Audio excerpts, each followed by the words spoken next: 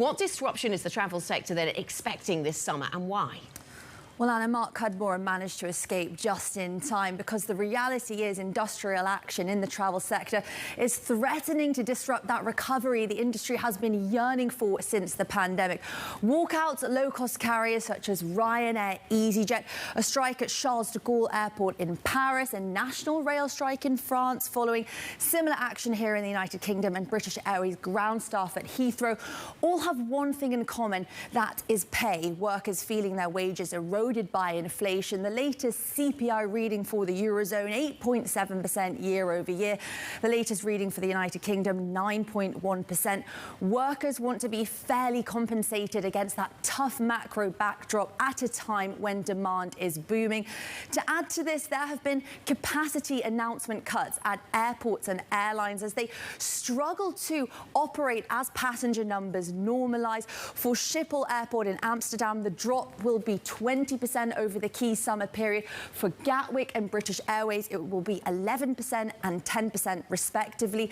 A lot of workers left the industry during the pandemic. They have found jobs elsewhere, and they are reluctant to return to a volatile sector. According to data from IATA, employment worldwide in the airline sector was 2.9 million the end of 2019, and it's projected to reach 2.7 million by the end of 2022. That leaves a shortfall of 200,000 workers.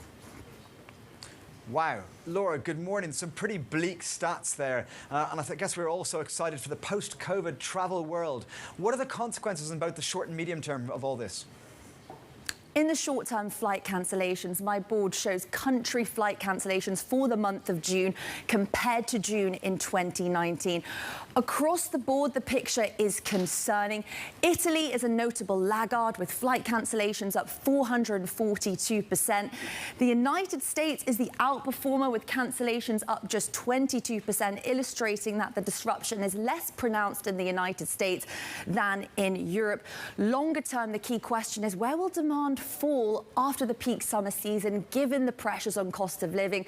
Ticket prices already elevated compared to 2019 levels, and just over the weekend, Ryanair's CEO Michael O'Leary says that current airfares are too cheap given the pricing pressures that airlines are facing. You can see some really ugly price drops over the last month for airlines, and analysts looking forward are debating whether at these levels airlines are a bargain or considerably overvalued. Yeah, really interesting to see those one-month drops then in share prices, Laura, given the extent to which everyone is attempting to return back to flying. Laura, thanks very much. Bloomberg's Laura Wright with the latest on the aviation sector.